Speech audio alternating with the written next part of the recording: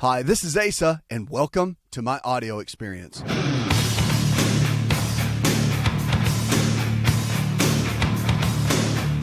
It's a new prescription for a new you, America. Let's talk about it. Talk about you, talk about your health and your life. Because whatever you're struggling with, know this. If the body can get sick many times, it can get well. Whether it's losing weight, you want to get in shape, you want to have better energy levels, you want to feel better, not have that drag down and out kind of attitude. You want to just be better. You can.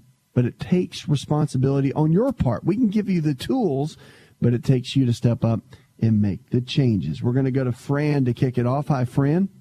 One of my friends has a little girl who is 11, and she has got type 1 diabetes as far as I know.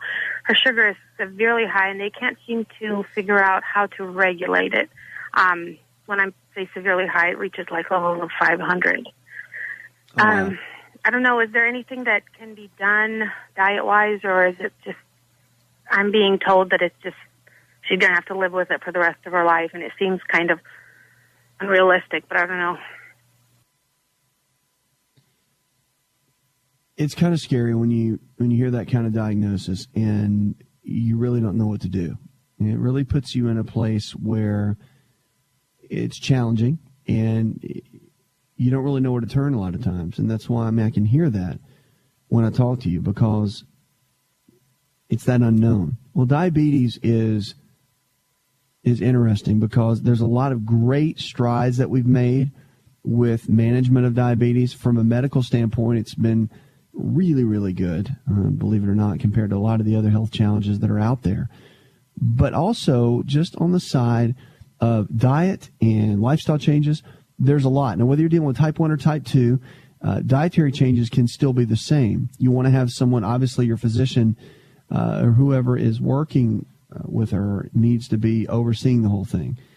But dietary changes are really, really good. Now, registered dietitians have been very, very well trained in a lot of the different positioning for diabetes and the diets and modifications and whatnot. So that's something you might want to look into. Our Wellness Provider Network has a lot of those dietitians that can really help. And it really gets down to getting disciplined. So whatever she's deciding to do, just make sure that she knows that diet is the key. And that is a starting point, regardless. Making sure you're eating the right kind of foods on a regular basis is critical. Because remember, that food can be your best medicine every single day. And so the foods that you're putting in your body and the things you're doing the most is going to make the biggest impact and the biggest difference. So big key on that is no matter what, when she's coming up with a game plan, is 3 meals a day. In those 3 meals, it's really important that everything has proteins, fats, and carbohydrates, all 3. Now, the proteins are chicken, fish, beef, eggs, whatever she chooses and whatever she likes. And I'll tell you why in a minute. The fats are your good fats, your almonds, your walnuts, your cashews, your avocados. And then your carbohydrate sources really need to come from fruits and vegetables, staying away from the starchy carbs, sugars, and that sort of thing. The reason being is this. With diabetes, obviously, we're dealing with carbohydrates, blood sugar levels, and insulin levels, which are not being able to manage the blood sugar because for whatever reason, the dietary choices, if you're type 2, have been so poor for a long period of time, it's caused the pancreas to begin to shut down, the receptors to be able to shut down. Type 1 is a different animal. You've got autoimmune disease going on. There's genetic involvement, and there's just a big challenge with that. But at the end of the day, if you look at it and you can get everything modified from a dietary perspective and get her body functioning at a really peak level, then that's where the real victory is going to come, in my opinion. And that's where you can really be a friend and a coach to her and a cheerleader to make that happen. I'll tell you some good supplements that are out there, but you don't want to she doesn't just want to start taking them. She needs to do some research on that, make sure everybody around her knows about it. But vanadyl sulfate's really good. Alpha-lipoic acid has some good research on it. Chromium picolinate's kind of an oldie but a goodie. And cinnamon has just come on really strong. The spiced cinnamon makes a big difference in regulating blood sugar based on the foods we eat. Now, it doesn't mean go eat a bunch of French fries, throw cinnamon on it, and it's going to make the blood sugar levels go down. Don't plan on doing that. but it's really coming down to making sure that there's a good, solid game plan in place. And when you get that in place and you become consistent, right, because it's not a sprint, it's a marathon, and it's building new habits, that's going to be a key. Exercise is really big, too. And I can't stress that enough, that when you exercise and you put that in the forefront, it really takes you to the next level.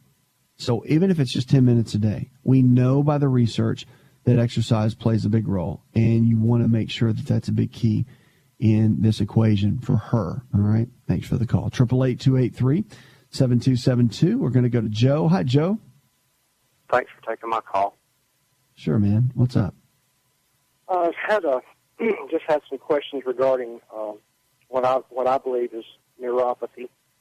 I had a back surgery about a year ago, and subsequently got a staph infection in my spine, in the lower spine. Fortunately, we got that taken care of. I had a second operation, but ever since that time, I went on antibiotics for about 8 weeks or so, the intravenous antibiotics. But sure. Ever since that time, I've been struggling with getting my strength back, and I'm about there. I mean, I feel like I'm probably 90%. I'm walking, several miles a week, and I'm able to work, and everything's wonderful. But I have some neuropathy, or what I call neuropathy, in my left foot. It's just like a permanent, partial, like a portion of my foot has died, if you will, from what I believe is nerve damage from the surgeries. My question to you is there anything other than I'm taking some vitamin B supplements, vitamin B6, B12. I'm taking some...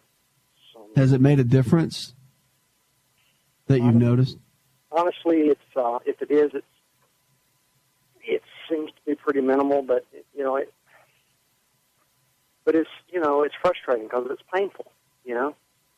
Neuropathy can be quite painful at times, and you're not doing anything, and it's just very painful. And then other times it's not so painful.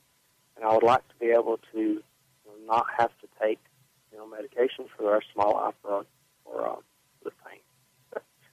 Well, and I don't think that it's called AK, and also someone that is certified in a Carrick technique, Carrick, C-A-R-R-I-C-K. It's a new neurology certification that's out there for chiropractic physicians that they're getting certified in, and it's a training facility out in California that's just getting unbelievable results. It may be a real blessing to you. So you might want to look around for that. Someone that's doing training in the Carrick technique could be a big help. All right, keep me posted on how it goes.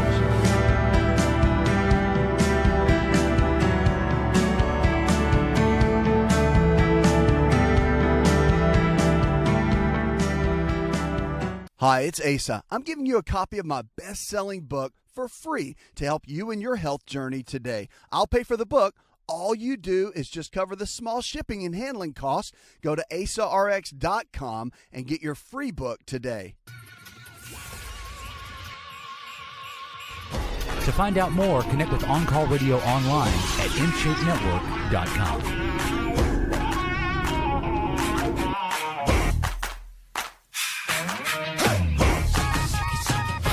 Lines are open, 888-283-7272. That's 888-283-7272. Welcome back to the show. This is your show. It's a show where your health is your greatest wealth.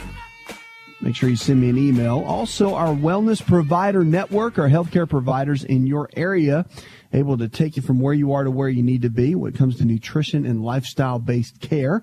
You can check it out online, getwellproviders.com.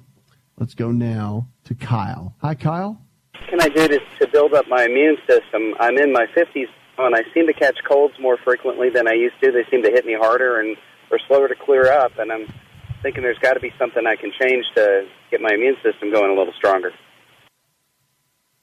Yeah, there's a lot you can do. The biggest one that we found over the years has been vitamin D. Vitamin D is just a big, big piece to this puzzle, and it just makes such a big difference. I mean, the vitamin D getting your numbers checked by your physician, making sure the numbers are in the upper end of the range between about 70 and 90, not dwindling around at the bottom around 30, just is so important. And you want to make sure that you've got a good game plan going with that, because vitamin D is really that wonder nutrient that keeps the immune system strong, great for the hormones, and, of course, great for bone density and those sorts of things. But, yeah, it plays a big, big role. And you don't want to just let it slide. You want to make sure that you got your vitamin D levels up. That's the key. Now, other pieces for the immune system, exercise is a big one that a lot of people don't like doing, but they say it raises your immune system. The studies I've read by like 300%. I mean, that's huge. And that's just exercising maybe 10, 15 minutes a day. So the power and the benefits of exercise toward the immune system is just astronomical. So in that, just understand that it takes time and consistency, but that's also a good piece. Now, your diet is key too, making sure that you eat the right kind of nutrients, cutting down inflammatory foods, and there's a whole list of that in my book. But, you want to make sure that you cut down the inflammatory foods, get rid of the processed foods. Dairy products, if you're going to go with them, either do raw dairy or you want to do goat's milk dairy if you have to get the pasteurized kind. Now, coconut milk is also a really good piece. They're making coconut milk-based yogurt. Just make sure it's unsweetened. Don't do the extra sugar. That's going to definitely not help with the immune system as well. But these are all important. I mean, vitamin C, all your basics. But those are some of the real keys to keeping that immune system up. You can look into other herbs and things like astragalus and echinacea, golden seal, and all of that. But really your core is your basic eating habits, your exercise habits, and keeping your vitamin D levels up. I mean, at the end of the day, you do all that, you'll be amazed at how strong you are all the way through the year, cold and flu seasons and all that sort of thing. So interesting for sure. Immune system is powerful. We just got to take care of it. Artificial sweeteners have always been a big issue within the news, and especially in the alternative side of care. We've bashed and we've gone after the natural sweeteners. I'm a big fan of stevia, by the way, but the food additive maltodextrin, which is commonly used in the artificial sweeteners, they're saying now may worsen Crohn's disease, which is an inflammatory bowel disease, by encouraging the growth of E. coli bacteria in the small intestine. However, researchers stress that the findings are preliminary and the tests were conducted in a lab, not in people, so it's too soon to advise. Maltodextrin is a white powder used in many processed foods as a thickener or a filler, and it includes artificial sweeteners like Splenda and Equal, along with cereal, canned fruits, and packaged desserts, instant pudding, sauces, and salad dressings. You see maltodextrin everywhere, by the way.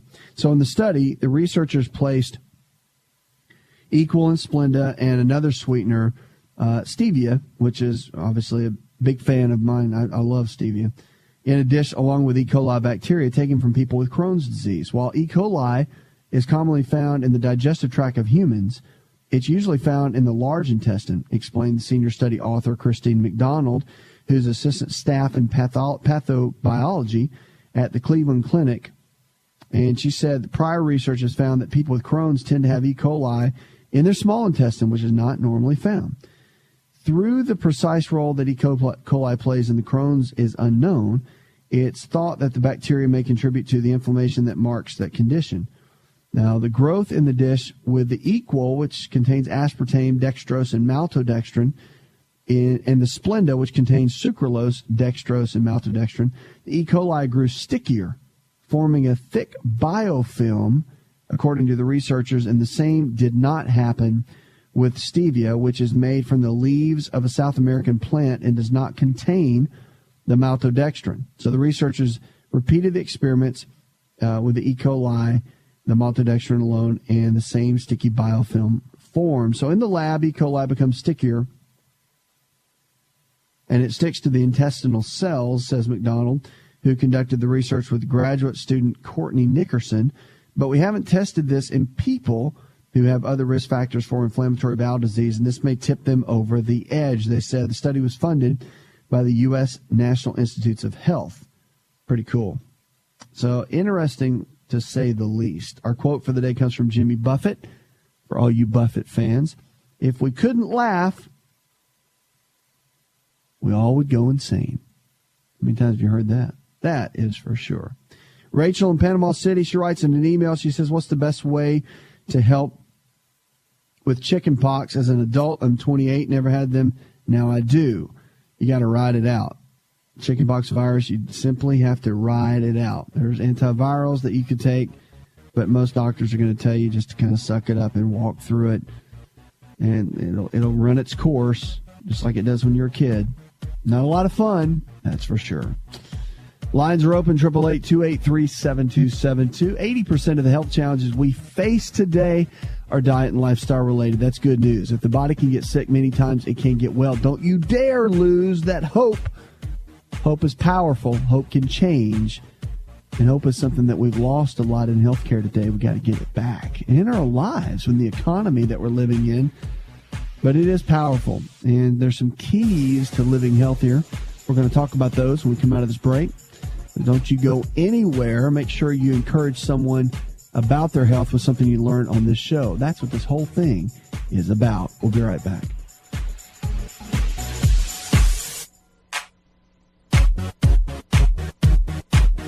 Did you know that you can listen to the ASA RX audio experience on Spotify and Pandora?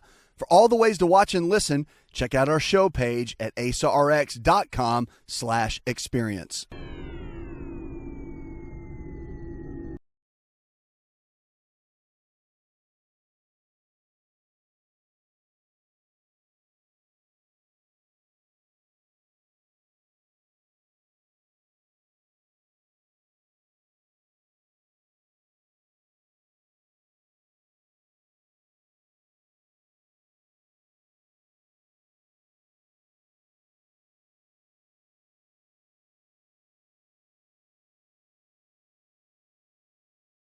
The show.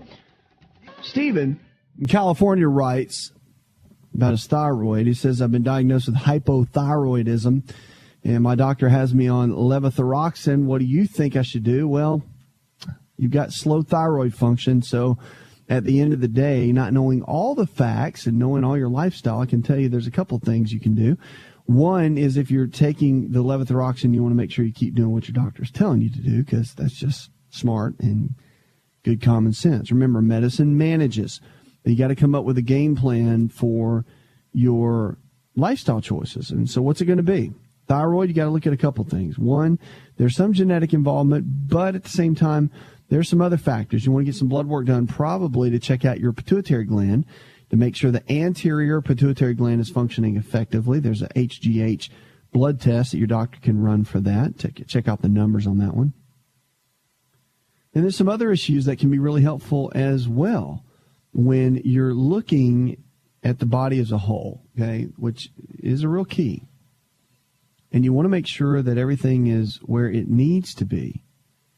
Then with the thyroid gland, there's a couple things. One, you got to make sure there's plenty of iodine in your diet. If there's not, you can do a simple little urinalysis test. They can check your iodine levels, or you can do a little self-test. There's a home test you can do where you take regular iodine, you put, or organic iodine actually, it's a purplish color. Put a drop on your skin, it'll turn an orange color. If it disappears within 3 hours, it means that you're heavily deficient in iodine. Most people that deal with thyroid conditions, hypothyroidism, remember hypo means low, and when you deal with low thyroid function, it usually means you're low in iodine. All right, that's a big one. Tyrosine is an amino acid that's extremely helpful too, and that's a real big key. So that's the one thing I would definitely look at is the iodine. Because at the end of the day,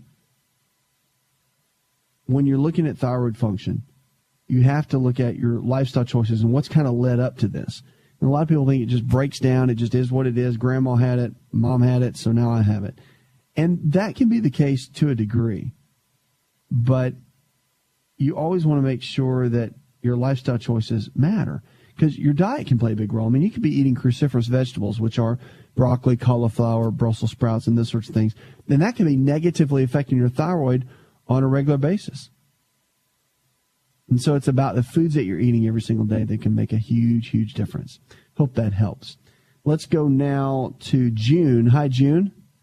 I'm really concerned about my 84-year-old mother who has been losing weight quickly. And she's down to 83 pounds. She's 5'7". She's had every test known to man practically done. And the doctors can't find anything wrong with her. It occurred to me the other day that possibly it's some kind of a fungal thing going on. Would that cause you to lose weight? And if that's a possibility, what test do I ask the doctors to do on her? Well, yeah, I mean, that is a possibility. Yes, it is. And she's been losing a lot of weight, could be parasitic. They can do a stool sample to find if there's parasites. They can easily check that. There's a very simple test they can run. That's one thing you might want to do. It could be yeast-related. It could be a lot of could-bes. Mostly in the digestive tract is where you want to look. And I guess they've already evaluated for any kind of inflammatory bowel disease or any type of malabsorption type issues. But that's where they want to look. It's all going to stem back from the digestive tract and figuring out exactly what's going on from that perspective. And that's the first and foremost area that you want to look at and get that checked into. Because when you start losing weight in a negative way, you always want to make sure that that's checked first. So the digestive tract is the key. That's where you want to look, okay? Keep me posted on how that goes. They're saying now that excessive gaming is a big issue, as you know, with our kids, teens especially, has been linked to depression and anxiety. So sitting in front of computers or television screens, playing video games appears to be bad for kids' brains as well as their bodies, according to research published Monday by the American Academy of Pediatrics. Can lead to depression, anxiety, and poor grades. I know, kids, if you're listening to me, don't get frustrated. I like video games, too. I played them when I was a kid, still play them now, and have fun with them. So I get it. But after studying the gaming habits of more than 3,000 elementary and middle schoolers over the 2 years, just got to back down on it a little bit. A team of international researchers found that only 9% of young children can be considered pathological gamers. That's a funny term. The kids who were labeled excessive gamers spend an average of 31 hours a week playing video games. Children who are socially awkward and are highly impulsive appear to be at the higher risk of developing an addiction to video games. These kids are also more likely to play violent games, the study claimed. They also discovered through the more youngsters play, the more depressed and anxious they become. And screen time is also linked with poor relationships with their parents, as well as declining performance in school. It does not appear to be a habit. They're either willing to give up. And of the kids of the study who are excessive gamers to start, about 84% of them continued to be addicted to gaming at the end of the study. In other words, the researchers noted it's not one of those unfortunate phases children go through. They're actually sticking with it, not really a phase. So something to be concerned about for all of us that have kids, and especially if you're playing games on a regular basis. Big deal. 888-283-7272. Lines are open with questions about your health. And don't forget our Wellness Provider Network, our healthcare providers that believe in this lifestyle and nutrition-based care that we talk about. You can go online and check it out if you need some help with those folks. Great network that's growing all around the country. Really exciting stuff to see, that's for sure. Frank, you're with us next. How can I help? Oh, we lost Frank. That's okay. Sleep apnea is linked to higher cancer death risk, they're saying. So sleep apnea has already been linked to a host of adverse health problems. And so that's kind of a big deal, such as high blood pressure, heart disease. Now new research suggests that in people who already have cancer, the sleep disorder may raise the risk of dying from cancer. So that's telling you, sleep apnea is something that we really have to look at. And, of course, the sleep studies are really important, but at the same time, you've got to look at being overweight. There's a lot of risk factors for sleep apnea and what can be done. And sleep apnea being a big issue, it's about, sometimes they've said in some studies that I've seen, you always want to make sure with that you're looking at the way oxygen's going into the cell. If you get low oxygen, meaning there's low B12 levels or low iron levels, that can be a big risk factor leading up to sleep apnea. So that is extremely important to make sure you stay on top of that. But the people with the most severe sleep apnea, those who have 30 or more episodes of low or no oxygen, see, there it is, in an hour of sleep, it's not just about not breathing. It's about literally the oxygen that's in the cells being ready. So sleep apnea is the periodic pausing of breathing during sleep that results in a drop of oxygen levels in your blood. Causes snoring and sleepiness during the day, explained study author Dr. Javier.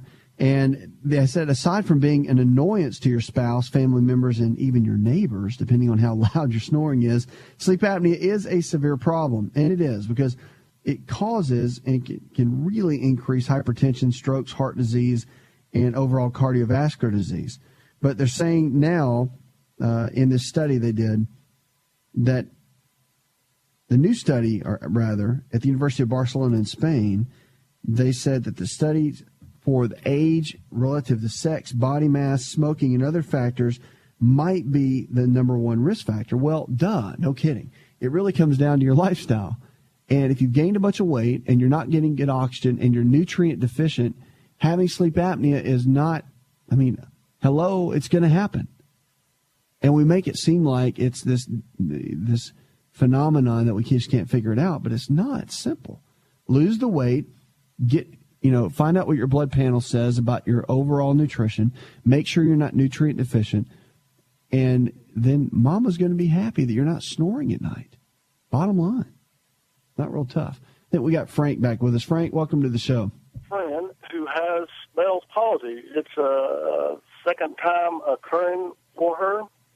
And she's just sort of at the end of her means as far as knowing how to deal with it. The pain is excruciating at night for her. That they can give you, but some doctors will go for it. Some doctors will just tell you to just kind of hang tight.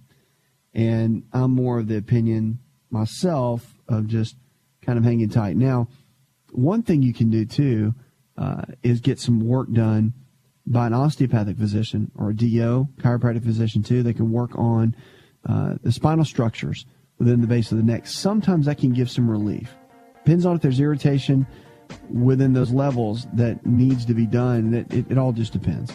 But that might be an avenue that you want to look at just to see if there's a possibility. But at the end of the day, you got to wait it out. And lysine is a natural antiviral. It's an amino acid. Might want to look into that. But at the end of the day, hanging tight, unfortunately, is the best way to go with Bell's palsy. All right? 888-283-7272. Lines are open with questions about your health. You can give me a call right now or go online. We'll be glad to make it part of the show. Whatever you're struggling with, we are here to help you go from where you are in your current state of health to where you need to be. Give me a call, 888-283-7272. We'll be right back with more Healthy Talk Radio.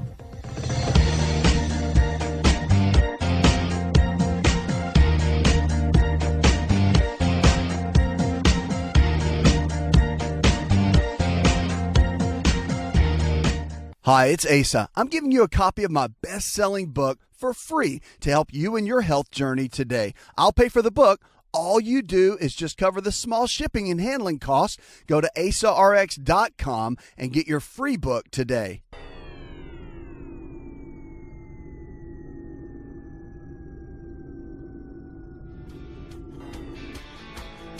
Connect with On Call Radio and watch On Call TV at InShapeNetwork.com.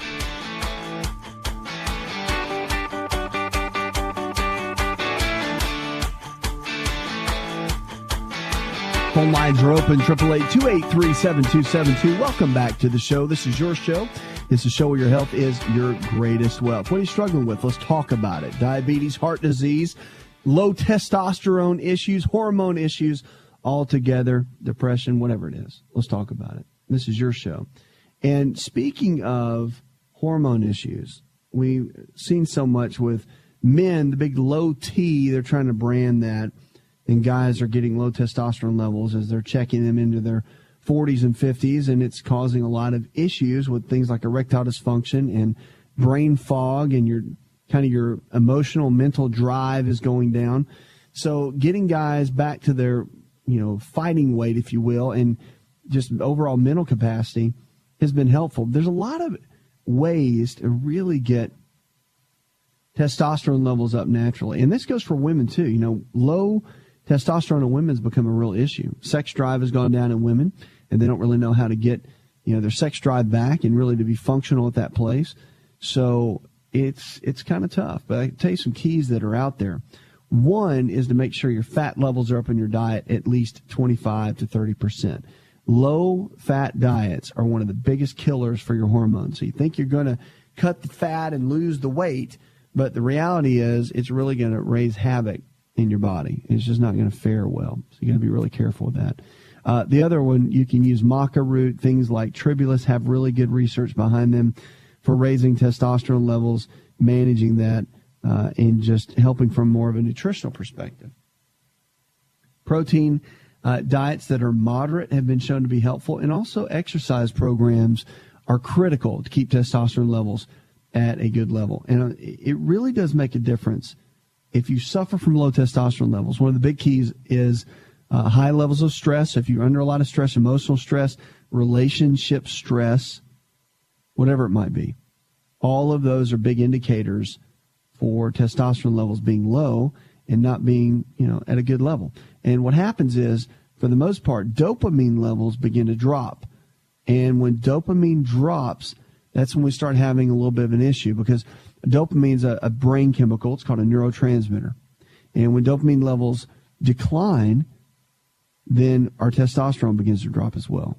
So it's about keeping everything balanced is really what it comes down to. And making sure that your nutrition is good, making sure that your dopamine levels are kept high. And there's certain foods that will do that, certain foods that will help, and nutritional supplements that can help keep dopamine levels where they need to be. One of the biggest ones is stay away from caffeine and coffee. That will cut your dopamine levels almost in half. So if you're struggling with that, you want to make sure you really, really stay away from the caffeine and the coffee, because what that can do is make a big difference in your overall health, especially when you're dealing with those kind of things. We're going to go to Ronnie now on the show. Ronnie, you're on the line. How can I help? I get a dull headache and I'm pretty fatigued. It's kind of like it just comes on suddenly, all these symptoms together. With the fatigue, I don't want to move. If I sit down, I'm about done. I just want to take a nap. It comes with a pressure behind the eyes, and it kind of becomes hard to focus. It definitely affects it makes me irritable, grouchy, my daughter says. My concentration goes. It's hard for me to recall nouns when this happens. And there's no real time that I know what's going to happen. It happens if I eat or don't eat, if I've slept well or not. And if I do take a nap, I feel a little better, but an hour later it can come back, and I just want to take another nap. Well, a big piece of that is making sure the thyroid's okay. I know that they probably checked everything, but still, looking at the anterior pituitary gland is a real key for the thyroid. I mean, it is extremely important. So making sure that they've checked those levels, it's usually the primary, and thyroid ends up being secondary. So getting that checked is really important. I would also encourage you to have them look at not only your iron levels, but your ferritin levels. Iron, obviously, is the piece that will go in and it helps with oxygen into the cells. But the ferritin is the storage tank. So it's one thing to have enough iron, but if you're not storing it, then it's not doing anyone any good. So you might want to look at both of those, making sure that they're kind of where they need to be. You want to check those out. But they go hand in hand, and that's a big piece. Now, B12, a real good test for that is MMA, methylmalonic acid. That can be really helpful when you're looking at the B12 levels, making sure there's enough oxygen getting into the cell. And it could be both. And a lot of fatigue issues are caused by that. Another one is a brain chemical called acetylcholine. Acetylcholine is a big piece for any kind of fatigue issue that's non-hormone related. And it comes from, obviously, your brain. And it's where it's the number one produced chemical in the brain that can make a big, big difference. So you want to take a look at that as well. They can do a blood test to check that out. There's nutritional options that can build that up as well. So, again, a lot of these pieces of the puzzle can really, really be helpful, especially when you're looking at fatigue. Because fatigue, low energy level is a big issue. And adrenal fatigue can be part of it as well, but there's some other factors that need to be looked at on that. Pomegranate juice health claims can be deceptive. A company's ads claiming that pomegranate juice can treat cancer, heart disease, or erectile dysfunction are found to be deceptive, U.S. regulators said Monday.